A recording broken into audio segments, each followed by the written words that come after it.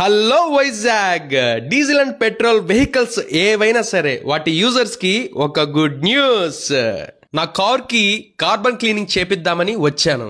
Vehicle bore కి రావాలంటే రెండు రీజన్స్.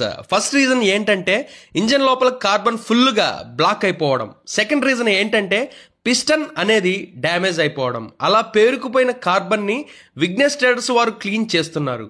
కార్ కి కార్బన్ క్లీనింగ్ అయితే 25,000 కిలోమీటర్స్ కి చేస్తున్నారు.